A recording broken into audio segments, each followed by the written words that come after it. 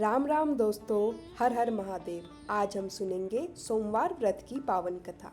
प्राचीन काल की बात है। एक गांव में एक साहूकार रहता था। साहूकार बहुत धनवान था, परंतु उसके जीवन में एक बहुत बड़ी कमी थी। उसकी कोई संतान नहीं थी।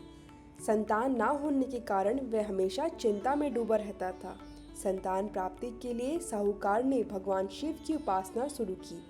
वह हर सोमवार का व्रत रखता, दिन भर उपवास करता, भगवान शिव पार्वती की विधि पूर्वक पूजा करता और शाम को शिवलिंग पर दीपक जलाता। उसकी गहन भक्ति को देखकर एक दिन माता पार्वती ने भगवान शिव से कहा, हे प्रभु, यह साहूकार आपका परम भक्त है। प्रति सोमवार श्रद्धा से आपका व्रत रखता है।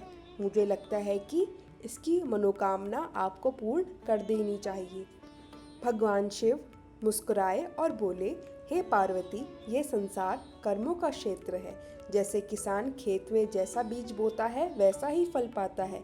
इसके कर्मों में संतान सुख लिखा ही नहीं है, इसलिए यह संतानहीन है। माता पार्वती ने फिर विनम्र होकर निवेदन किया, हे महादेव, ये आपका सच्चा भक्त है। यदि आप अपनी भक्ति की इच्छा पूरी नहीं करेंगे तो लोग आपकी पूजा क्यों करेंगे? माता पार्वती का आग्रह सुनकर भोलेनाथ ने कहा, ठीक है, तुम्हारे आग्रह पर मैं इसे पुत्र रत्न का वरदान देता हूँ, लेकिन ध्यान रहे इसका पुत्र केवल 12 वर्ष की आयु तक ही जीवित रहेगा।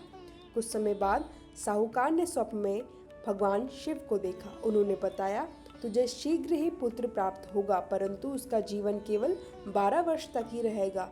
यह सुनकर साहूकार को खुशी भी हुई और चिंता भी।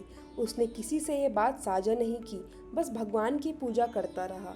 समय आया और साहूकार की पत्नी ने एक सुंदर पुत्र को जन्म दिया। घर में उत्सव का माहौल छा गया।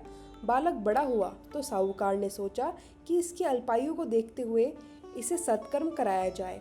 उससे अपने पुत्र को मामा के साथ काशी भेजने का निर्णय किया, ताकि रास्ते में यज्ञ, दान और ब्राह्मण भोजन का पुण्य हो सके।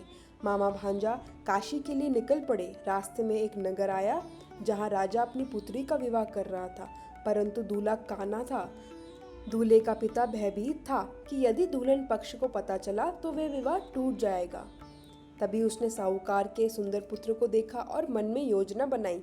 उसने विनती की, बेटा, केवल तोरण की रस्म तक मेरे पुत्र के स्थान पर तुम दूल्हा बन जाओ, वरना विवाह टूट जाएगा। साहूकार के पुत्र ने मानवता के नाते यह स्वीकार कर लिया। वह दूल्हे के वस्त्र पहनकर घोड़े पर सवार हुआ। तोरण की रस्म पूरी की, यहाँ तक कि फेरों तक के लिए उसे फिर अनुरोध करना पड़ा। उसने विवाह संपन्न कराया, लेकिन जाते समय उसने दुल्हन के वस्त्र पर लिख दिया, तुम्हारा वास्तविक पति मैं हूँ और शिक्षा ग्रहण करने काशी जा रहा हूँ। जिसके संग तुम भेजी जाओगी वह काना है। काशी पहुंचकर साहूकार का पुत्र पढ़ाई में लग गया और मामा यज्ञ करने में। समय बीता, 12वां वर्ष आया। एक दिन साहूकार का पुत्र अस्वस्थ हुआ और सोते सोते उसकी मृत्यु हो गई। मामा ने शोक को दबाया और यज्ञ पूर्ण किया, ब्राह्मणों को भोजन कराया। यज्ञ के बाद जब वह रोने लगा, तभी वहां से भगवान शिव और पार्वती जा रहे थे। माता पार्वती ने रोने की आवाज सुनी और रुक गई।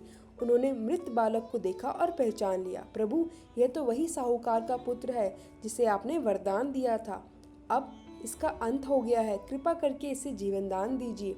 भगवान शिव ने माता पार्वती की प्रार्थना स्वीकार की और बालक को जीवन दान दे दिया। अब मामा भांजा घर लौटने लगे।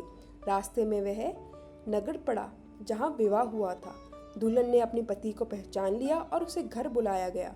भव्य समारोह के बाद राजकुमारी को साहूकार के पुत्र के साथ विदा किया गया।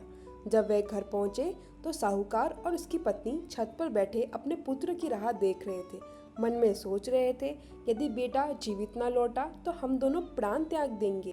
लेकिन तभी पुत्र और बहू को देख उनकी खुशी का ठिकाना न रहा। भगवान शिव की कृपा से साहूकार का घर संतान सुख से भर गया और जीवन भर सोमवार का व्रत करता रहा। इस प्रकार जो भक्त सच्चे मन से सोमवार का व्रत करते हैं उन पर भगवान शिव अवश्य कृपा करते हैं। क्या आपको ये कथा पसंद आई? ऐसे ही रोचक व्रत कथाओं के लिए जुड़े रहिए। हर हर महादेव। राधे राधे।